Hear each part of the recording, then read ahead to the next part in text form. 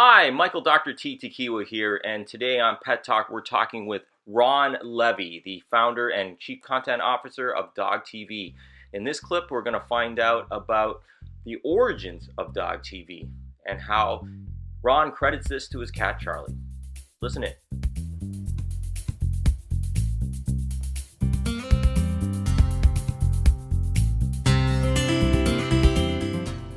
Joining me is a special guest today, Mr. Ron Levi. He is the founder and he's the chief content officer of DogTV. And if you've never heard about DogTV, we'll get into details about how many countries it's in now, but it's been around for little over half a decade, correct?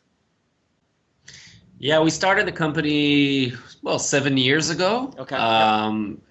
In Tel Aviv, Israel, but we actually launched nationwide here in the U.S. for the first time in 2013. So a bit over 3 years we've been a nationwide channel here in the U.S. Oh, that's great. And why don't we talk about how you got into doing this? I mean, I remember seeing a little YouTube video about you, and you're on a boat or something. You're talking, and you kind of say, "Yeah, people think it's crazy to have a television. Like you're the only television show that's designed for non-humans, correct?"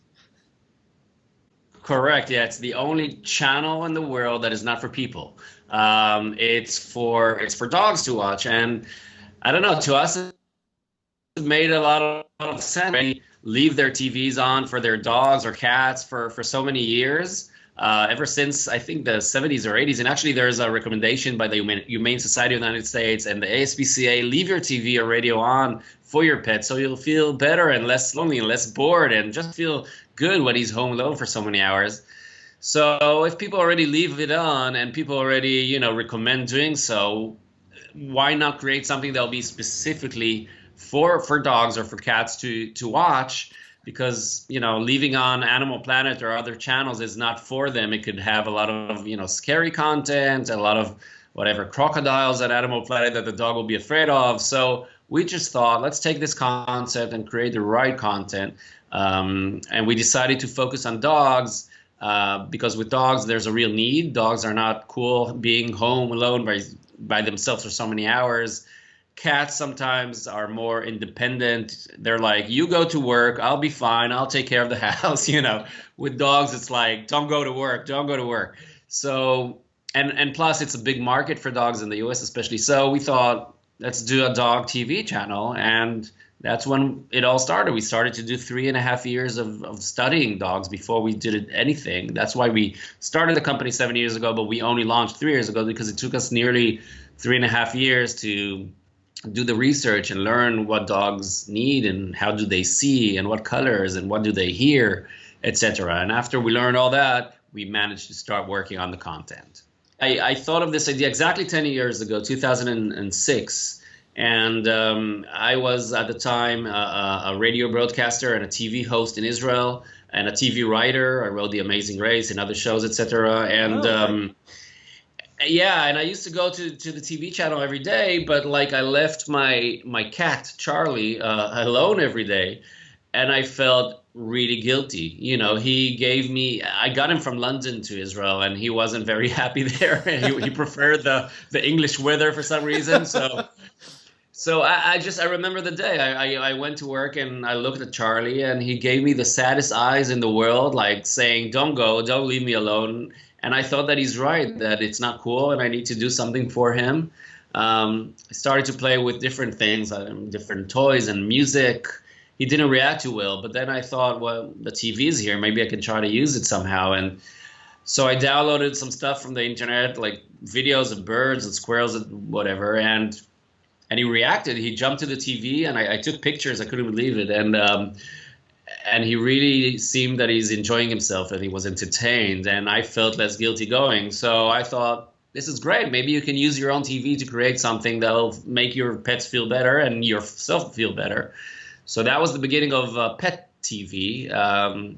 And then I met my partner maybe 2 years ago. The whole group called the Jasmine Group. It's a big media group in Israel. And they produce TVs and films or whatever. And from 2009, we partnered and we started the company and we focused it on dogs.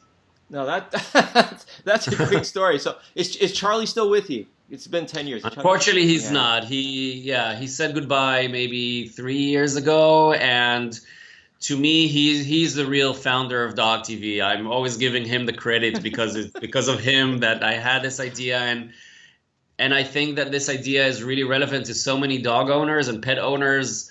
You know, if I check on YouTube, dogs watching TV, there's like so many videos. There's thousands of videos and already 7,000 videos of dogs watching dog TV, which is always fun to watch. So I think it really helps a lot of people. No, and that's great. And so you had some connections with the TV world, clearly from your history. But I'm assuming even if you approached them with a vast amount of research and data and everything like that, what kind of initial response did you get from people? Were they accepting? Were they of like-minded? Because when you said most people do leave their TVs on, I've done that a zillion times. But you're right. A lot of people thought that this is a very crazy idea when we started. Even my partners, the Jasmine Group, they didn't say yes immediately. They were like, "What does this guy want? I mean, what's this idea all about? He's crazy." But it took them like a day or two to go through the figures and how big the pet industry is, and that there's so many dogs here, but they don't have. There's so many potential audience without a TV channel. How is that possible? So they called me 2 days after and they said, let's do it. But it was the same response pretty much everywhere. I mean, we went to network TVs here in the US, and they thought we're kidding. These Israeli guys are coming here with this idea. What's going on? And you see them in the meetings, like texting their wives or whatever. Listen, you won't believe it. There's an idea here. So many things. I'm just so happy that 7 or whatever years after, now everybody just gets it. So now when we go to a meeting, most people already heard about Dog TV, and the ones that didn't hear about Dog TV, they're like, tell us more. This is interesting, because I think now the whole TV land is kind of looking for unique ideas, and startups are out there. So there's more openness, I think, to creativity. So now it's a bit easier for us. No.